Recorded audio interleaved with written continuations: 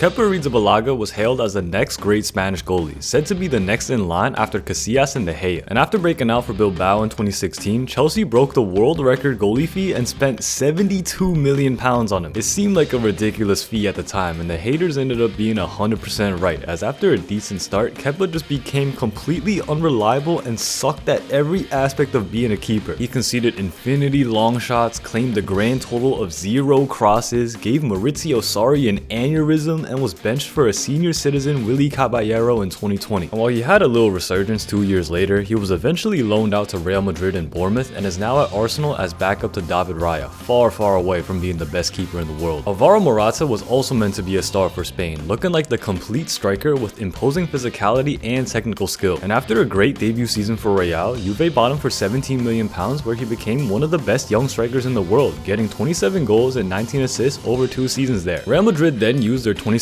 mil buyback clause, and he got even better there, which convinced Chelsea to then spend 57 mil the season after to make him their next star man up top. But the Chelsea number 9 curse hit hard, as Morata got some goals but also had some absolutely disgusting misses, getting branded as a cracks under pressure, can't be the main man type of player. And after that, he has just been passed around more than a trash can at a college party, going to Atletico, then back to Juve, then back to Atletico again, then Milan, then Galatasaray, and finally now at Como. Not a legendary striker, but definitely a legendary money laundering scheme. Isco signed for Malaga in 2011 in what is one of their best signings of all time, as he was simply a magical player with the ball glued to his feet. His performances as a teenager there led him to win the 2012 Golden Boy, and after another year of world-class play, Real Madrid decided to spend £26 million to bring him in. Isco's first 2 seasons were bittersweet, as whenever he played, he was one of the best, getting Zidane to say he reminded him of himself, but he just couldn't become a consistent starter in the supremely packed Madrid midfield. And this was kinda how it was for his entire time at Real, as he was really one of the best cams in the world, but got a little stuck behind the legendary trio of Kroos, Modric, and Casemiro. So while he did win countless trophies and also had a great later spell at Real Betis, Isco, despite his top level, unfortunately won't be remembered as one of the best of his generation. David De Gea became a starter for Atletico at just 19 years old and was touted to be the heir to Iker Casillas' throne for Spain. He simply had everything you'd want in a keeper, from agility and athleticism to composure and confidence, with Edwin van der Sar saying he would be one of the greatest goalies of the decade. And he actually replaced Van der Sar at Man United when the Dutchman retired in 2011, and after a slightly shaky start, soon turned into one of the Prem's top shot stoppers. His insane game against Chelsea, where he made a host of brilliant saves, foreshadowed the next decade of football, as David De Gea in his prime could have saved the Titanic. Without De Gea, Man United might just be playing in League 2 right now, because some of the saves he made were just superhuman, and even though his trophy cabinet isn't great because of a fax machine screwing up his Real Madrid transfer, I personally have De Gea as one of the best goalies of all time. Hector Bellerin moved from Barcelona's La Masia to Arsenal's academy at a young age, and soon after that, he made his debut at 18 years old. And after a short loan to Watford, Bellerin burst onto the scene in 2015, showing off his crazy recovery speed and getting into the PFA Team of the Year at just 21. He continued this form for the next couple of seasons, looking like he developed into one of the best right backs in the world, but unfortunately in 2019, he tore his ACL, a horrible injury for a player like him. His athleticism and especially his pace were heavily affected by this injury, and sadly he never fully recovered. So 2 seasons later, after a loan to Real Betis, he moved to Barcelona on a free. And after not playing much at both Barca and Sporting, he went back to Betis in 2023 and has been a solid veteran defender for them. But yeah, the injury robbed us of what would have been a top level fullback. Gerard Deulofeu was called the gem of La Masia, standing out in the academy for his flashy and dynamic playstyle. He made his Barca debut at just 17 years old, but was never able to break into the Barca first team, having loans at Everton and Sevilla where he excited at times but was very inconsistent. So in 2015, Barca sold him for $6 million to Everton, where he again showed some flashes of greatness for 2 seasons but never developed into a consistent star performer. Then after a couple seasons at AC Milan and back at Barcelona, actually, he had his best time yet at Watford, where he got 17 goals and 10 assists over 2 years, including a beautiful finesse chip finish in the cup. And then he really started to bloom at Udinese with a very nice season in 2021, but unfortunately he tore his ACL the season after and hasn't played a game since. Thiago Alcantara also came through La Masia and was seen as the successor to Xavi and Iniesta. He made his debut at 18 and soon became an important part of the rotation, being labeled a maestro and artist in midfield for Barca at 20 years old. And then when Pep Guardiola became Bayern manager, he told the board that he wanted Thiago or no one, and he got his wish as the German side paid £22 million for his services. Over 7 seasons at Bayern, whenever Thiago played, he was genuinely a top 5 mid in the world, but sadly his body was made of glass grass, as he spent a total of 125 games on the sidelines in Germany. And then after moving to Liverpool, it was more of the same, as he showcased Ballon d'Or level talent such as his grass cutter masterpiece of a goal against Porto, but after another severe muscle injury, Thiago retired in 2024, a potential all-time great lost to fitness. Ferran Torres had Barca and Real circling around him as a youngster, but ended up staying at his hometown team Valencia for the first part of his career. After getting 6 goals and 8 assists as a teenager for them, Man City took a gamble on the raw talented winger and spent £29 million on him in 2020. He had a great first season with 13 goals, 3 assists, and just looking like a future star, but his momentum halted after a severe foot fracture and he fell out of the rotation the next year. So then in the January window, Ferran went back to Spain, signing for Barcelona for a big £48 million,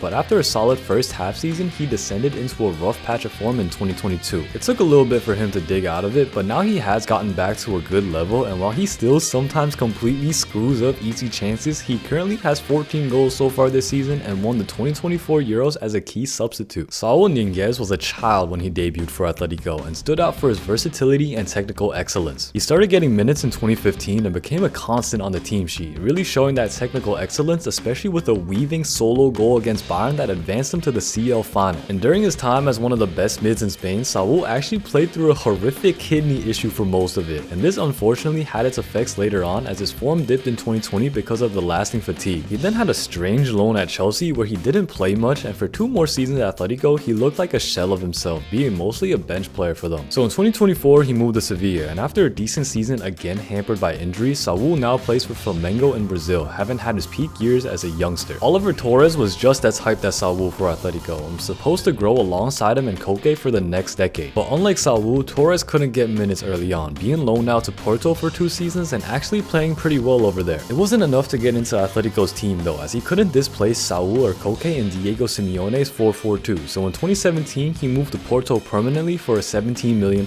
fee. At Porto, Torres couldn't rediscover the form he had as a loanee, only playing okay in fairly limited minutes, and 2 seasons later was offloaded to Sevilla for only £9 million. But at Sevilla, he kinda turned it around, being a solid rotational piece for them for 5 seasons and also winning the Europa League twice, and now he is at Monterrey in Mexico playing out the twilight of his career. Marco Asensio had €4 million spent on him when he was just 18, as Real Madrid saw generational talent in him and snapped him up as soon as they got the chance. And after a 4-goal, 13-assist season on loan at Espanyol, Asensio began getting real rotation minutes for Real, scoring on 5 different debuts for them and looking like he was going to be the next Spanish superstar. Zidane and Ancelotti both raved over his left foot, calling it the finest they'd seen since Messi, and after getting 27 goals and 19 assists before turning 23, Asensio was in line to take over the right wing from the great Gareth Bale. But unfortunately in 2019 he tore his ACL, which absolutely derailed his ascent, and while he still played decent after coming back, it was clear he'd never reached the best in the world potential he once had. So in 2023 he moved to PSG, where he was merely a rotation player, and after a pretty good loan actually at Aston Villa, Asensio is now playing for Fenerbahce. Jese Rodriguez was another huge talent at Real, being compared to Cristiano Ronaldo for his mix of athleticism and finishing, and he even went to his barber and got the same haircut as him. And while he performed very well in the youth ranks, he couldn't get many first team minutes early on, voicing his frustrations to the coaches and sadly tearing his ACL in a time where he actually started to play a bit. So he never broke into the Real team and signed for PSG in 2016, where he was a massive disappointment, tried to be a rapper and got into a crazy public cheating scandal thing that was apparently so bad it even crossed the line for the Qataris. They terminated his contract in 2021 after only 15 games and multiple failed loan spells, leading him to move to Las Palmas in the 2nd division, where he did start to produce again. But obviously this was far off his Ronaldo comparison, and after bouncing around clubs in Turkey and Malaysia, Jese is now back at Las Palmas, a shell of his former self. Dani Ceballos got his debut straight out of the Betis Academy, having never even played for their B team, being one of the best prospects they've ever had. His ability to control games and not get dispossessed made him a key player as a teenager for them, and got Real Madrid once again to spend $18 million on the youngster. He struggled for games early on though, and was thus loaned out to Arsenal for 2 seasons, where he also didn't play that consistently but showed flashes of great passing and dribbling at times. So when he returned to Madrid in 2021, he just continued to be a bench player, having some seasons where he played more and others where he just played like 10 games. And yeah, I guess he just likes to chill on the bench and collect them trophies, because he's still there right now with only 6 starts this season. Ansu Fati absolutely exploded onto the scene before he could even drive, becoming a starter and key goal scorer at just 16 years old for Barca. He finished off chances like he was a veteran while looking like he just came out of the womb, with 8 goals in 2019 and demolishing every age-related undefeated record in existence. Then he started off 2020 on fire with 5 goals and 4 assists in 10 games, bursting past defenders with ease, but he then unfortunately tore his meniscus in November and the recovery turned into a nightmare. Fati was supposed to return by February but ended up being out the entire season, needing 4 different operations on his knee after infinity complications, and the eventual full removal of his meniscus zapped him of his speed and explosiveness. Upon his return, he got the number 10 shirt from Messi, putting pressure on him to recover quicker, and this resulted in even more injuries such as a chronic hamstring issue that stemmed from his mashed up knee. He tried to get back to form at Brighton and things didn't work out there either, but now on loan at Monaco, he's found some form with 7 goals so far this season, so while he hasn't become the best attacker in the world like he was on track to be, at 23 years old he still has a long way to go. But even Fati wasn't considered La Masia's greatest prospect ever, as that honor goes to Bojan Krkic, who was lauded even more than Messi. Bojan allegedly scored over 900 goals while in the Barca youth ranks, and basically was just the perfect attacker, having transcendental balance, dribbling, finishing, agility, vision, and yeah, just everything, man. Probably the closest thing to a next Messi we've ever had, Bojan got 12 goals and 6 assists in his debut 17-year-old season, and it seemed Barca would have the best 2 players in the world for the next decade in him and Messi side by side. But that actually ended up being his best ever season, as he sadly suffered from intense panic attacks and anxiety as a result of all the pressure and expectations put on him so young. So after some subpar later seasons at Barca, Bojan was sold to Roma for 12 mil, where he failed to recover his form before going to Stoke City in 2014. And I guess we kinda got the answer to could Messi do it on a cold rainy night in Stoke, as Bojan was a star for them for 5 seasons, becoming a huge fan favorite without the immense Barcelona pressure on him. And after his time at Stoke, he just bounced around some places like Montreal in the US and Vissel Kobe in Japan, and after retiring in 2023, Bojan is one of the biggest what-ifs in football history. I'd appreciate if you liked and subscribed if you enjoyed the video, comment below what you want to see next, and thank you so much for all the support so far.